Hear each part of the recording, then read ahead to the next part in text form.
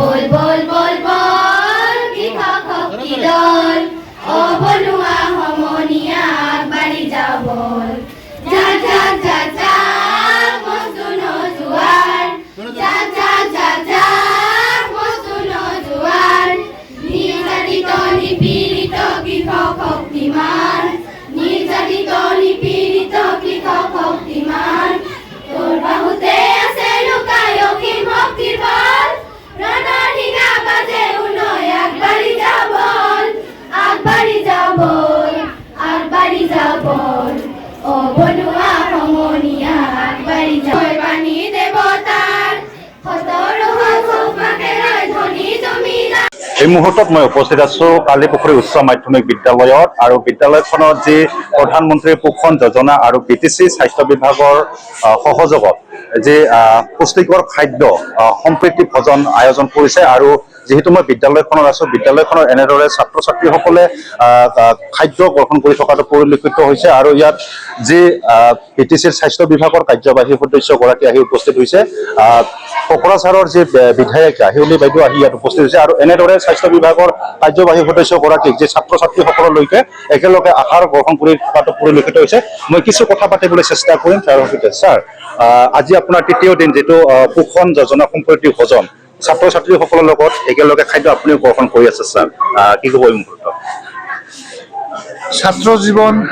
সৰুকালৰ জীৱন মনত পৰিছে তেনেকুৱা সৰু সময়ত আমিও তেনেকুৱা মাজে সময়ে তেনেকুৱা খেলিছিলোঁ খুব ফূৰ্তি কৰিছিলোঁ ছাত্ৰ জীৱন সোণাময় জীৱন গাৰ্জেনসকলকো লগ পাইছোঁ ছাত্ৰ ছাত্ৰীসকল একেলগে বহি ভাত খাইছোঁ খুব উৎসাহিত হৈছে ল'ৰা ছোৱালীবিলাকৰ লগত এবেলে লগত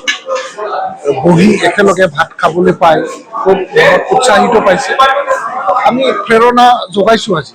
এটা ছাত্ৰ ছাত্ৰীসকললৈ নিজৰ জীৱন গঢ়াত এটা প্ৰেৰণামূলক সময় বুলি মই গণ্য কৰিছোঁ ছাৰ যিটো ছাত্ৰ ছাত্ৰী বা ল'ৰা ছোৱালীসকলৰ যিটো পুষ্টিকৰ খাদ্য ছাৰ এই পুষ্টিকৰ খাদ্য আহাৰ গ্ৰহণৰ ক্ষেত্ৰত অভিভাৱক তথা ছাত্ৰ ছাত্ৰীসকলক এই মুহূৰ্তত আপুনি কি বাৰ্তা প্ৰেৰণ দিব খাদ্যৰ ক্ষেত্ৰত মই এইখিনি ক্ষেত্ৰত মই সেইটোৱে কৈছোঁ যে আমাৰ থলুৱা যিবোৰ আমাৰ শাক পাচলি আছে ঢেকীয়া শাক বা তেনেকুৱা আমাৰ লোকেলত কচু এইবিলাকত বহুত মানে আইৰণ থাকে প্ৰটিন থাকে আমাৰ ঘৰতে পোৱা লেবু টেঙা এইবিলাক চি ভিটামিনযুক্ত এই বস্তুবিলাক গ্ৰহণ কৰিব লাগে অলপ লাক্সাৰিয়াছ বা আমি যাক খুব দামী বুলি ভাবোঁ এইটো আমাৰ কাৰণে ক্ষতি কৰে যিটো ড্ৰাই ফ্ৰুটছ যিটো তেল মছলাৰ যুক্ত খাদ্য এইটো স্বাস্থ্যৰ কাৰণে উপযোগী নহয় আমাৰ থলুৱাভাৱে যিটো আমাৰ গাঁও অঞ্চলত বা আমাৰ অঞ্চলত যিটো এভেইলেবল প্ৰাকৃতিকে আমাক দান দিছে এই প্ৰাকৃতিকৰ খাদ্যবিলাককো মাজে মাজে খাই থাকিবৰ কাৰণে মই আহ্বান জনাইছোঁ ছাৰ আৰু এটা প্ৰশ্ন সুধিব বিচাৰিছোঁ যিটো আপুনি স্বাস্থ্য বিভাগৰ এজন EM ছাত্ৰ ছাত্ৰী তথা শিশুসকলৰ কাৰণে স্বাস্থ্যৰ কাৰণে কিবা আপোনালোকৰ চৰকাৰৰ তৰফৰ পৰা কিবা পদক্ষেপ গ্ৰহণ কৰা কিবা আশা আছে নেকি ছাৰ হয় আমিতো জন্ম নোহোৱাৰ আগতেই যেতিয়াই মাৰ গৰ্ভধাৰণ কৰে তেতিয়াৰে পৰা আমি স্বাস্থ্য মাতৃসকলৰ জৰিয়তে আমাৰ জন্ম হ'ব লগা শিশুসকলক আমি পৰীক্ষা নিৰীক্ষা কৰি পেলাই তেওঁলোকৰ খাদ্য আৰু তেওঁলোকৰ ভিটামিন আমি তেতিয়াৰে পৰাই আমি যত্ন লওঁ আৰু জন্ম হোৱাৰ লগে লগে তেখেতসকলক আমি এটা সুস্বাস্থ্য যাতে আমি বনাব পাৰোঁ তাৰ কাৰণে আমাৰ যথেষ্ট চৰকাৰী আঁচনি আছে বেমাৰ আজাৰ যাতে নহয় ভেকচিন আছে ফিজিকেল গ্ৰোথ হোৱাৰ আমাৰ যথেষ্ট কি বুলি কয় এইটো পলিঅ' ভেকচিন বহুত ধৰণৰ ভিটামিনযুক্ত ঔষধ পাতি দিয়া এইটো আমাৰ হয় আৰু যোনে জন্মৰ পিছত 5 বছৰৰ ভিতৰত ফিজিকেলি গ্ৰোথ বা মেণ্টেলি অলপ দুৰ্বল গ্ৰোথ হয় তেতিয়াহ'লে আমি এটা ডাইট খাদ্য খোৱাৰ জৰিয়তে ভিটামিনযুক্ত আহাৰ জৰিয়তে আমি ডাইট ৰিহাব চেণ্টাৰ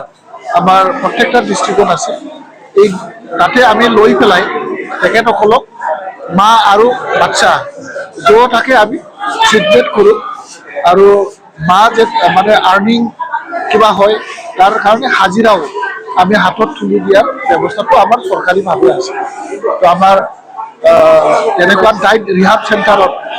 আমি তেনেকুৱা বেমাৰ মানে ৰোগী বাচ্চাবিলাকক আৰু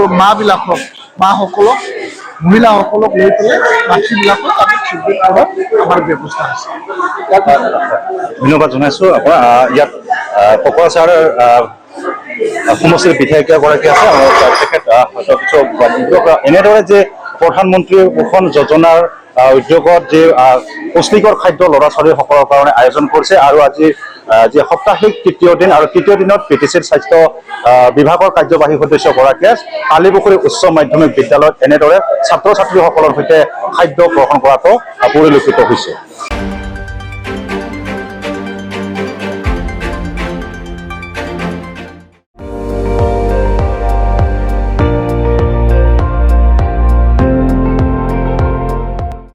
আপুনি চাই আছে ND24